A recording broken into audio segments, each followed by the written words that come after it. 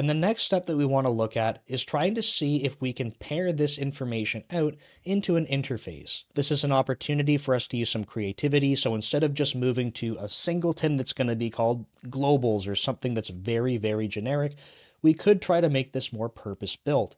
And the goal of this, like I said, is that we're going to be programming against an API. So let's come up with something that makes sense for these fields being used. I'm going to go ahead and create an interface called iAPI client config, and it's going to have these two properties that map to the two fields that we have up here.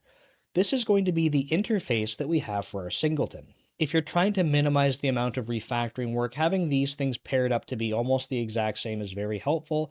It'll make the process a little bit easier to go through, but you don't want to trivialize it either. So if you're making more work for yourself down the road, I think this is a good opportunity to come up with different names or just come up with the right feeling for the API that you want to be coding against. From here, we're going to create our singleton.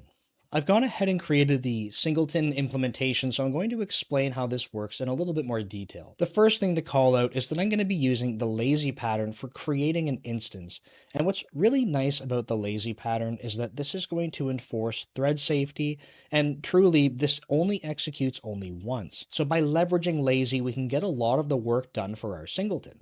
Now, what is the lazy implementation creating? Well, it's going to make this API client config that I have down here. So let's talk about that next. This API client config implements the iAPI client config interface that we just looked at. You can see that I've marked it as private, so no one else outside of this class is possibly able to create this.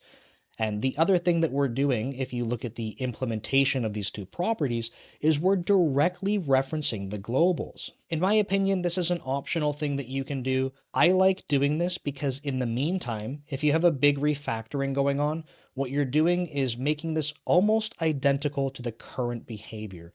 If we're just referencing this, then someone else being able to reference this username property is essentially just getting a pass-through to the globals. That means if you had weird behavior with state changing out of order, it's going to be identical as you're going through this refactoring because this is just a pass-through.